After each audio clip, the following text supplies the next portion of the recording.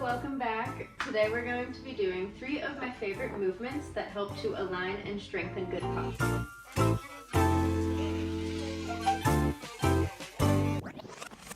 So the first one, we're going to be untucking the pelvis, strengthening up the core, untucking that lower back, lengthening the spine, opening the chest, lowering the shoulders, all the good things. We're kind of just gonna feel the alignment for this first one.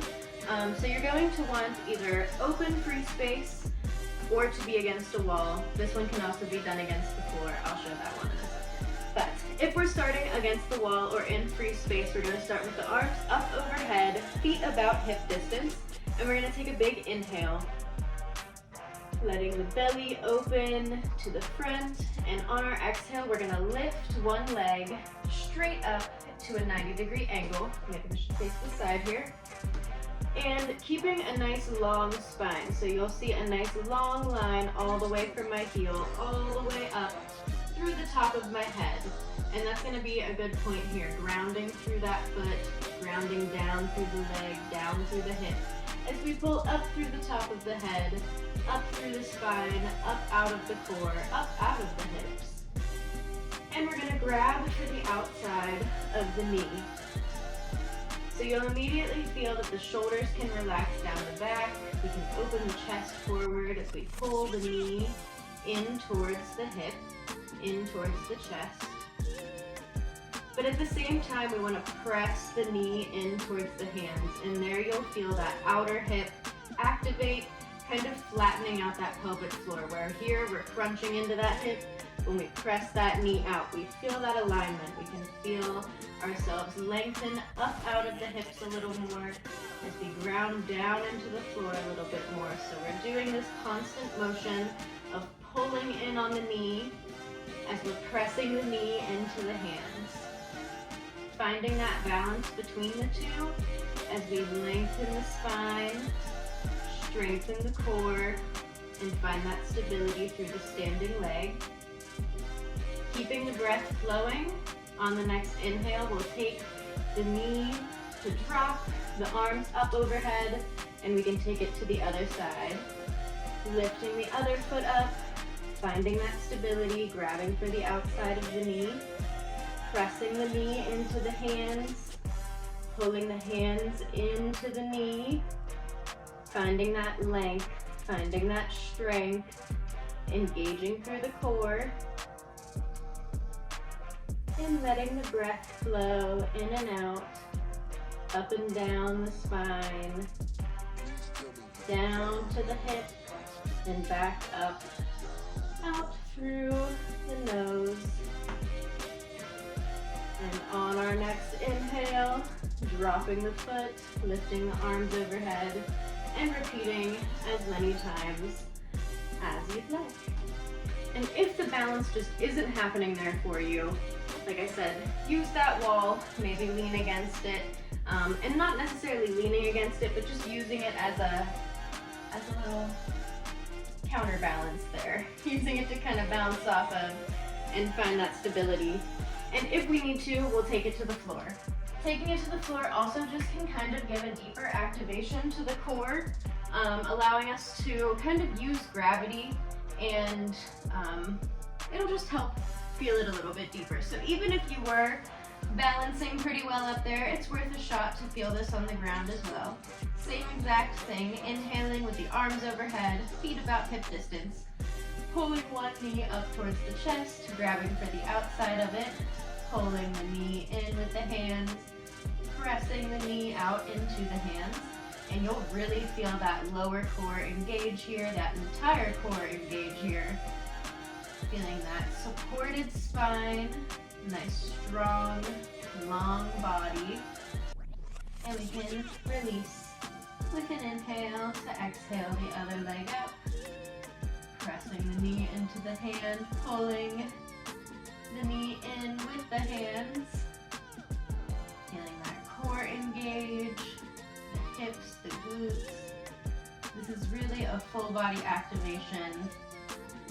Untucking the lower spine, allowing the pelvic floor to adjust itself, and really just feeling for good posture. This is where we'll feel good engagement. We should feel that core activation through every exercise that we do. Squats, lunges. Once we add weight, it's really important to hold a strong core to support our spine so that we don't end up doing all kinds of funky things here, and we can hold everything nice and strong as we move through space. Okay, this next one is my absolute favorite, taking off the sweater for this one. It is jazz hands. If you have trained with me before, you know this exercise. This is my favorite one. I always compare it to when you like press your hands against a doorway like this, and then you step out of the doorway and it makes your arms just raise up automatically. That's what it feels like to do these ones. It just locks my shoulders back into place and makes them feel so weightless to be back there, where sometimes I can feel a little bit down, a little bit hunched forward going throughout my day. After I do these, I just feel so naturally lifted, chest open, shoulders back. It kind of has that same feeling of just like weightlessness. So let's do it. We'll start by rolling those shoulders down and back, engaging through that core the same way, nice strong, long spine, pulling up out of the hips. And we'll keep the arms at 90-degree angles, feet about hip distance, supporting us. And we're gonna just give us some jazz hands. Rotate those shoulders outward, squeezing the arms towards the back. And we're moving at the shoulder here.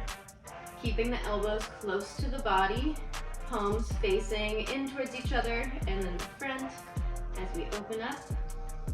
And we have a little bit of a combination movement here. So we'll do a couple more of these, feeling those muscles on the outsides of the arms into the upper shoulders, the back sides of the shoulders start to activate.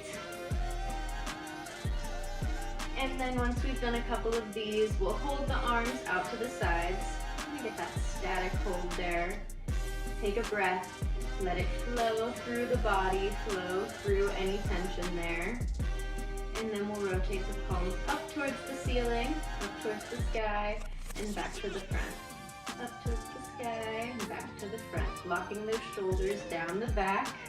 You can kind of see the muscles activate and move. It's a tiny motion, tiny movement, but it's definitely doing that, creating that good posture, reversing those hunched over shoulders and strengthening up the upper back and the shoulders. Keeping the breath flowing, we'll do a few more like this. And then we'll hold those palms up towards the sky and squeeze the elbows in towards each other. Squeezing those shoulder blades in towards each other. Squeezing the chest open towards the front, shoulders down the back. Keeping the breath flowing. We're strengthening that confident posture. When we stand confidently in our bodies, it really shows in our energy and the way that we show up in the world.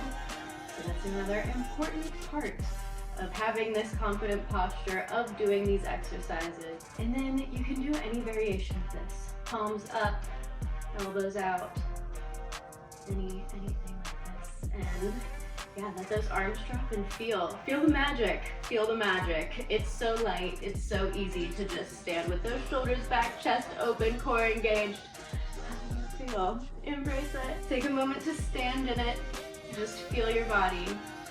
It's beautiful energy. Take a breath there, and we'll move on to the last one. I was gonna do this one as the first one, but I didn't want to scare anyone away with it.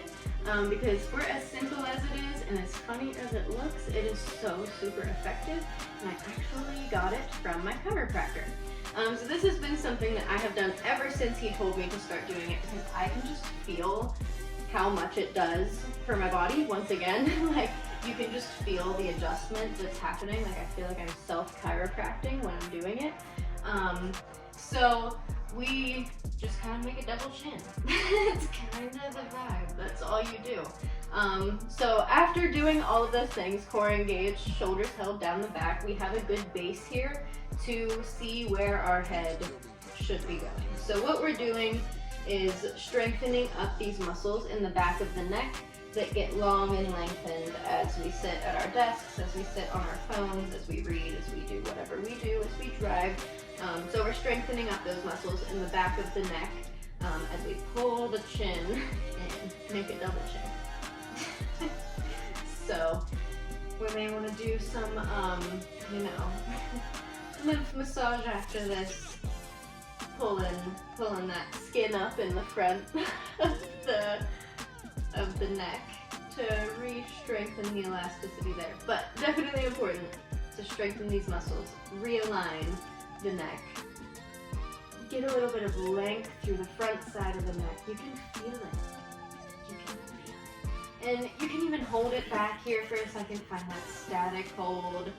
Take a breath there. Feel how uncomfortable it is to be just doing this motion. Like, I'm sure it doesn't feel great, and that's because of how much time we spend in the opposite. So I like to do these just like before I go to bed at night, just like when I'm doing self-care stuff, like especially even when I'm putting like oil on my face, like moisturizer and stuff, like you can like kind of press into your face a little bit and feel for different parts, and you know, give a good stretch there. Always be gentle with your neck. This is a very, very tender, important, crucial part of our body. This is our central nervous system. This connects our brain to the rest of our body. So definitely always be gentle. Take care of your neck. But that's also why it's so important to keep it aligned. Think about what's happening when we have this kink right here from our brain to the rest of our body.